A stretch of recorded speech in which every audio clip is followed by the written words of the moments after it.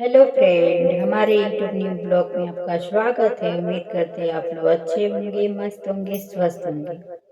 आइए आप लोग एक छोटा सा सॉन्ग सुनाते हैं। अच्छा लगेगा तो कमेंट, सब्सक्राइब, शेयर, लाइक जरूर कीजिएगा। फुल सपोर्ट कीजिएगा। हमारे चैनल को ढेर सारा प्यार दुलार आशीर्वाद दीजिएगा। कहना है आपन रहे जे बेगाना भइल बा, आपन रहे जे बेगाना भइल बा, सनम दोसरा के दीवाना भइल बा, सनम दोसरा के दीवाना भइल बा।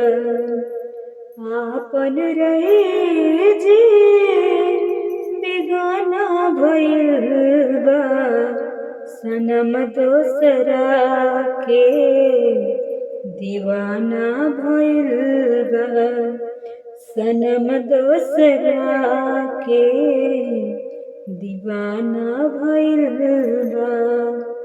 नया यार से अब याराना भइल बा, नया यार से अब याराना भइल बा, सनम दोसरा के दीवाना भइल बा, सनम दोसरा के दीवाना भइल बा।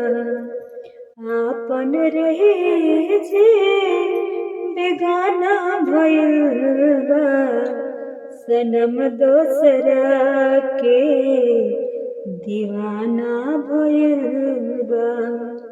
अच्छा लगेगा तो कमेंट, सब्सक्राइब, शेयर, लाइक जरूर कीजिएगा। फुल सपोर्ट कीजिएगा।